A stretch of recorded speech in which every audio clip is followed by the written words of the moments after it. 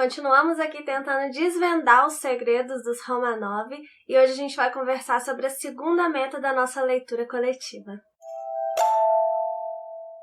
Oi, eu sou a Michelle, sejam muito bem-vindos aqui no canal e hoje a gente vai conversar sobre as cenas 1, 2 e 3 do ato 2 de Os Romanov. Como eu falei para vocês na semana passada, esse livro aqui ele é dividido em atos e em cenas. Cada cena é como se fosse um capítulo. E nessa nossa meta aqui, a gente começa pelo capítulo chamado O Imperador. Se chama O Imperador porque a gente vai continuar falando sobre o Pedro. A meta anterior a gente finalizou falando sobre o Pedro e aqui a gente continua. E aí, num determinado momento aqui, ele é declarado o primeiro imperador da Rússia.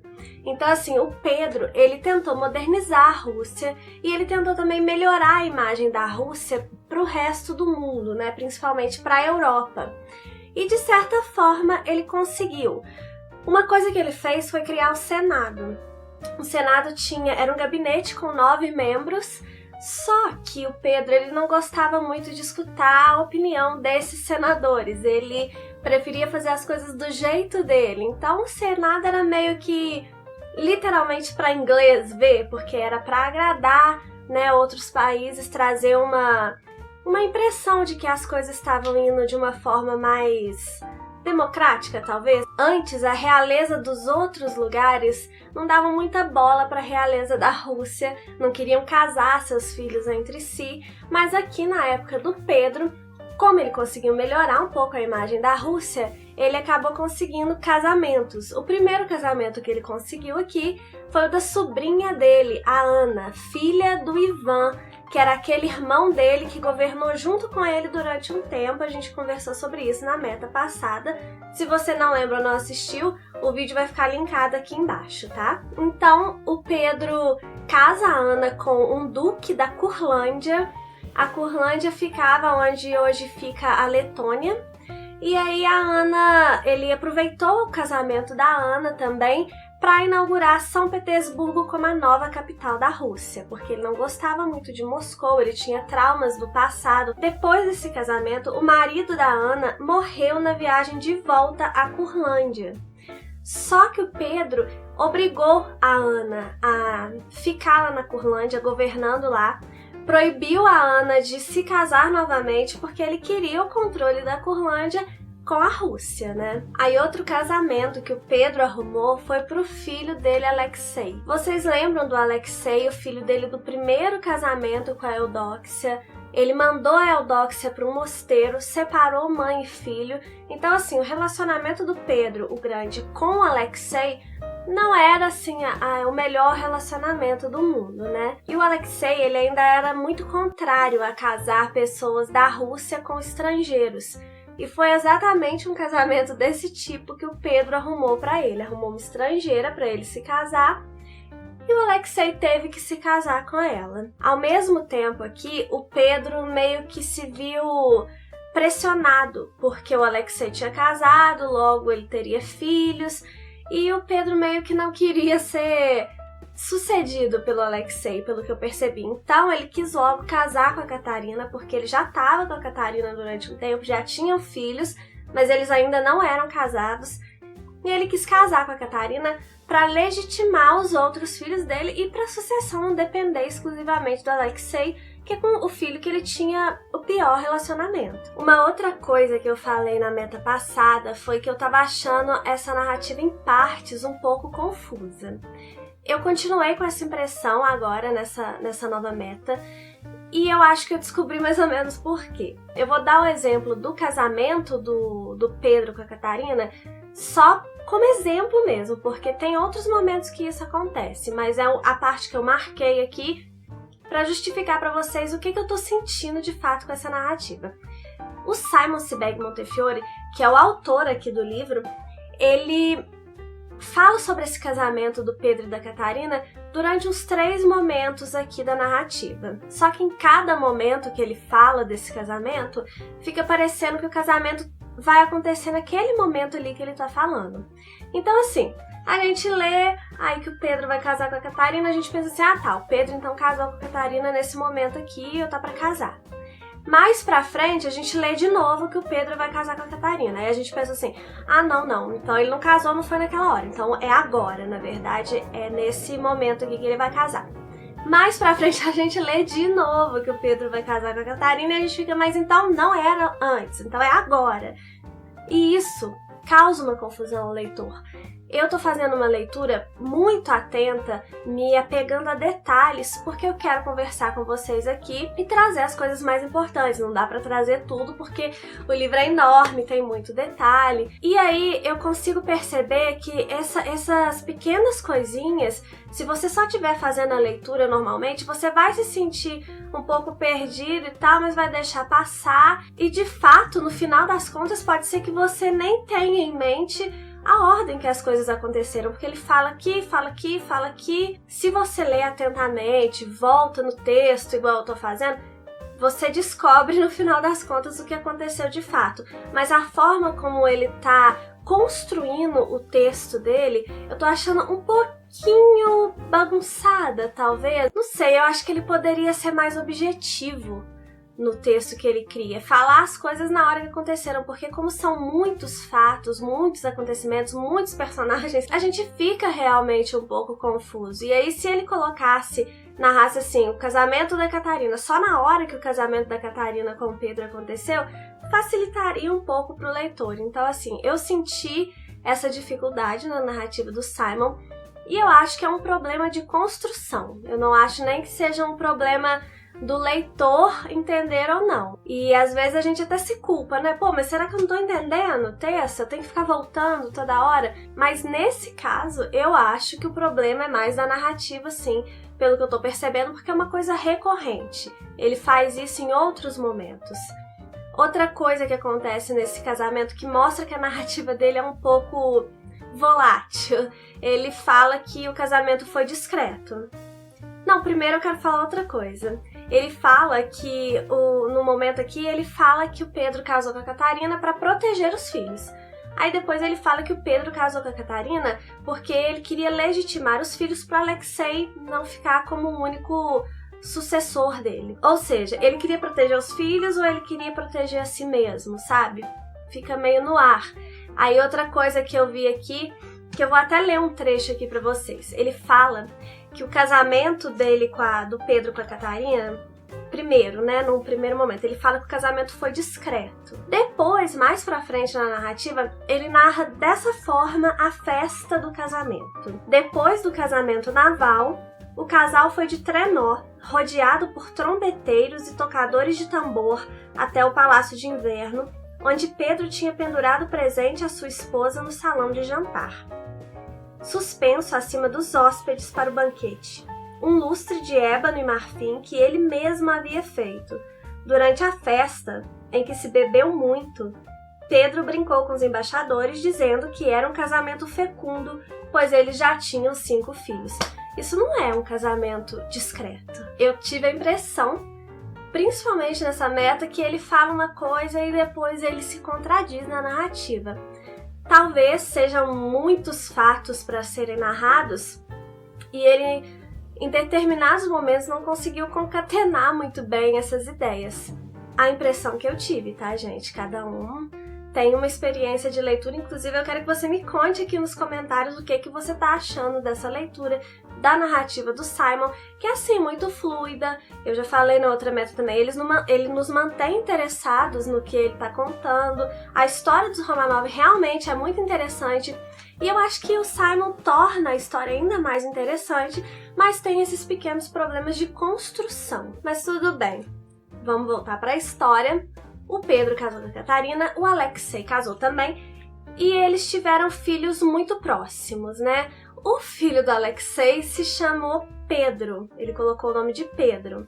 E o filho do Pedro, o grande, com a Catarina, também se chamou Pedro. Então, assim, pra que descomplicar, né, gente? Então tem assim, nessa parte da história, tem o Pedro, o grande, tem o Pedro, filho do Alexei, neto do Pedro, o grande, e tem o Pedro, filho do Pedro o Grande. O Pedro o Grande, ele faz uma proposta para Alexei, dizendo para ele escolher ir para a guerra ou ir para um mosteiro. O Alexei não queria nenhuma das duas coisas e aí ele vai se revoltar contra o pai, ele vai trair o pai, vai fugir para Viena e depois vai para Nápoles. O Pedro descobre onde o Alexei tá e faz um acordo para ele voltar para a Rússia. O combinado é o seguinte, o Alexei ele era infeliz no casamento, mas ele tinha um amante que era uma criada. E aí ele combinou com o pai dele o seguinte, eu volto, renuncio ao meu direito de sucessão e você me deixa casar com essa mulher que eu sou apaixonado e viver em paz. O Pedro concordou com isso, só que na hora que o Alexei voltou, o Alexei assinou lá o termo que estava abrindo mão da sucessão, só que o Pedro não cumpriu a parte dele. Num determinado momento, o Alexei foi preso, torturado e acaba morrendo por causa dos ferimentos que ele sofre. A esperança do Pedro o Grande era o filhinho dele, que tinha nascido o mais novo, o Pedro também, só que esse Pedro também morreu. Então aí o Pedro já se viu num dilema de novo com relação à sucessão. Um ponto dessa meta que eu achei interessante observar foi a relação do Pedro com a Catarina. Eles tinham um relacionamento aparentemente feliz, bem aberto, porque nessa meta e na meta anterior, né, a gente fica sabendo de várias amantes que o Pedro teve e ele contava pra Catarina, inclusive ele comentava com ela sobre essas amantes e parece que ela levava isso super na boa. Então assim, se era um combinado entre eles, tudo bem, né? Só que num determinado momento aqui, há uma desconfiança de que a Catarina teria um amante. E aí o que o Pedro faz? Porque só ele que pode ter amantes, né? E conversar com a Catarina ainda sobre isso.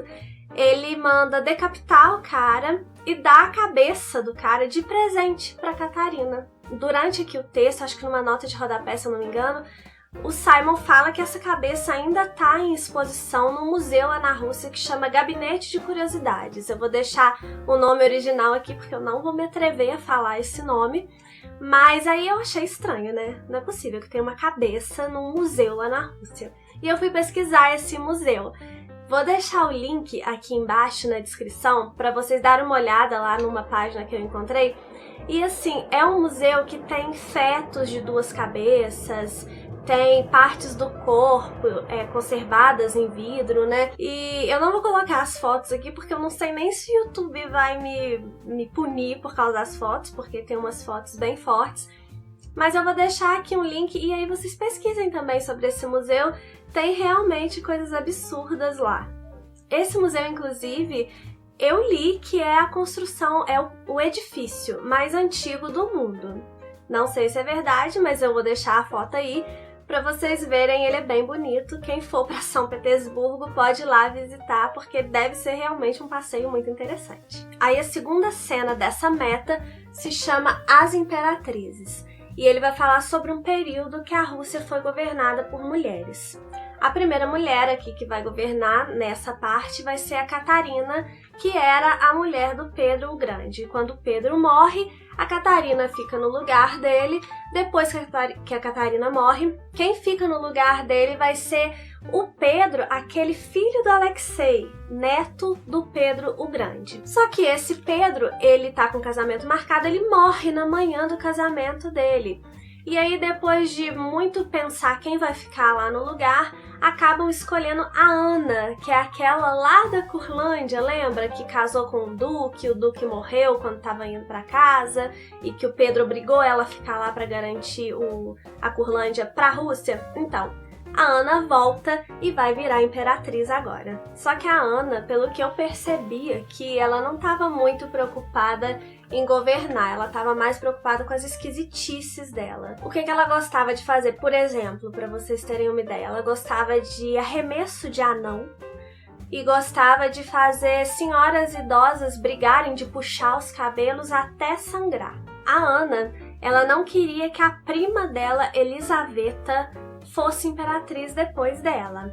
Então ela declarou que a sua sucessora seria uma sobrinha dela, também chamada Ana. Essa meta eu senti que tem muitos nomes repetidos, então fica difícil até de explicar. Mas a Ana, imperatriz, declarou que a sua sobrinha, também chamada Ana, seria a sucessora dela. Só que essa Ana teve um filho chamado Ivan, a Ana que seria a sucessora. Teve um filho chamado Ivan, e quando a Ana, imperatriz, morreu, o filho dessa Ana, que seria o czar. Mas enquanto ele não tivesse idade para governar, a Ana, mãe do Ivan, a imperatriz já morreu, ela foi a regente. Então foi a segunda mulher a governar a Rússia aqui nesse período. A terceira, na verdade, porque foi a Catarina, a primeira Ana e agora essa segunda Ana. Mas daí veio a Elisaveta, que é justamente a mulher que essa Ana, a primeira imperatriz lá, que não queria que fosse imperatriz, armou um golpe lá e conquistou o poder, tirou o Ivan de cena, prendeu o menino criança. E, inclusive, tem uma parte aqui, que até na próxima cena aqui que eu já vou falar, que a próxima cena chama Vênus Russa, e vai falar da Elisaveta, porque dizem que ela era muito bonita. E essa Elisaveta, quando ela depôs o Ivan foi preso, separado da família, uma criança, ele adoeceu num determinado momento, e a Elisaveta proibiu que ele fosse tratado por qualquer médico e deixou ele lá. Só que o menino acabou se recuperando depois sozinho. Esse pessoal, né, da Rússia na época antiga, os Romanov aqui, eles eram muito cruéis. Não tem ninguém aqui que eu fale assim, nossa, essa pessoa aqui era bacana. Eu até agora achei todo mundo péssimo, preocupados muito consigo mesmo e nada com o povo, né, o que é até normal até hoje, infelizmente. Mas eu achei que pelo menos alguém ia me cativar nessa história. Ninguém tá me cativando, gente, até agora. Apesar de eu estar gostando muito e de eu querer saber o que vai acontecer com eles. Mas me cativar mesmo, até agora ninguém. A Elisaveta, ela gostava muito de moda.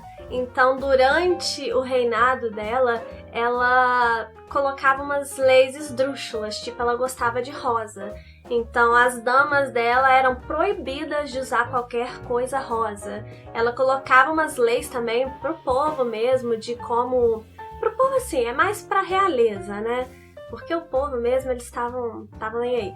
Mas eles tinham que vestir determinados tipos de roupa e mangas bufantes e não sei o que lá. Ela colocava umas coisas assim. Quando a Elisaveta morreu, eu vou ler o que ela tinha no guarda-roupa dela. Quando Elisaveta morreu, havia 15 mil vestidos em seu guarda-roupa, mais 2 baús cheios de meias de seda, vários milhares de pares de sapato e mais de 100 cortes de tecido intocados. A Elisaveta, ela não se preocupava só com moda, ela governava com mãos de ferro, ela era muito cruel. E ela colocou como herdeiro dela, né, como sucessor, o sobrinho dela, Pedro. E encontrou uma estrangeira para casar com Pedro, chamada Sofia. Essa Sofia seria a Catarina a Grande, que é outra personagem da Rússia muito famosa também. O Pedro e a Catarina se casaram, mas tiveram um casamento muito infeliz. Eles não se gostavam, o Pedro principalmente odiava a Catarina. O Pedro não gostava, pelo que eu percebi aqui nesse livro, ele não gostava muito de nada que era da cultura russa, apesar dele ser russo. Ele virou czar, né, depois que a Elisaveta morreu, mas ninguém gostava dele, não era só a Catarina que não gostava dele, ninguém gostava dele. Ele não gostava do exército russo, o exército também não gostava dele, então foi muito fácil a Catarina tramar um golpe também para ficar no lugar do Pedro. Num determinado momento ele foi preso, a Catarina assumiu o poder e lá na prisão ele brigou com um dos guardas e acabou morrendo, estrangulado. A Catarina falou que ele morreu de, né, falou assim publicamente que ele morreu de cólica hemorroidal, que aqui no livro Simon até fala que virou um eufemismo para falar quando mata alguém por poder, assim, político, uma morte política, né, vamos dizer assim. E é por aí que acaba essa meta aqui, acaba pelo menos o que eu tenho para falar sobre essa meta aqui. Eu vou mostrar para vocês umas imagens, porque aqui, no meio dessa... Logo no início aqui da cena 3, da cena 1, desculpa, tem umas imagens muito legais que eu vou mostrar para vocês em detalhes. Então essas imagens, elas vão contextualizar desde lá do começo da história. Então essa primeira aqui vai mostrar o Miguel, que foi o primeiro czar Romanov. Do lado tá o filho dele, o Alexei. E aqui embaixo tá a filha da Alexei, a Sofia, que era aquela dama soberana que foi a primeira mulher a governar a Rússia. Aqui desse lado tem o Palácio de Terem. E aqui embaixo é o Palácio das Diversões, que é onde o Stalin viveu e inclusive onde a mulher do Stalin se suicidou. Aqui nessa foto de página inteira a gente tem o Pedro, o Grande, e aqui do lado tem a foto do Pedro mais velho.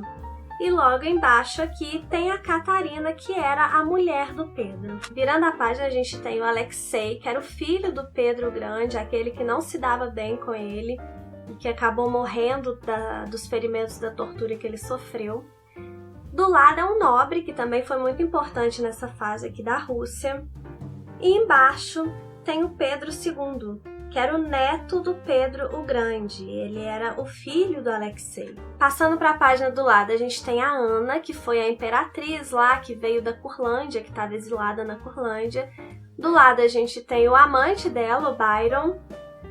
Logo abaixo a gente tem a outra Ana, que foi regente do filho dela, o Ivan, que está aqui do lado, no colo da Julie, que era uma amiga da Ana, e supostamente também é sua amante. Aí aqui a gente tem a Elisaveta, que era aquela imperatriz cruel e apaixonada por moda. E logo abaixo a gente tem o Pedro, que sucedeu a Elisaveta, e a Sofia, que se transformou depois em Catarina, que é a Catarina a Grande, que é essa foto de página inteira aqui, já ela como Catarina a Grande, imperatriz da Rússia. Por fim, a gente tem a foto aqui dos amantes da Catarina a Grande, alguns dos amantes dela durante a vida, e a foto dela aqui com 60 anos. Então essa semana foi isso. Por favor, me contem aqui nos comentários o que você tá achando da história, o que você tá achando da escrita do Simon, da forma que ele apresenta o texto. Talvez as coisas não estão... a forma que ele constrói o texto não tá te incomodando tanto quanto tá me incomodando. Não me incomoda o tempo todo, mas em determinados momentos tá me incomodando sim. Mas de forma geral eu tô gostando muito, eu tô muito animada para continuar lendo esse livro. Na semana que vem a gente vai conversar sobre as cenas 4, 5 e 6 desse ato 2. Na quarta-feira, às 18 horas, não se esqueça. E se você chegou aqui no canal agora, dá uma olhada nos vídeos, vê se você gosta. Se você gostar, se inscreva. Curta esse vídeo aqui para ajudar na divulgação também, compartilhe. Muito obrigada por terem ficado até aqui. O próximo vídeo dos Romanovos sai na quarta, mas domingo agora já tem vídeo novo, tá bom? Então vem aqui conferir, os vídeos aqui no canal saem sempre às 6 horas da tarde. Um beijo e até o próximo vídeo.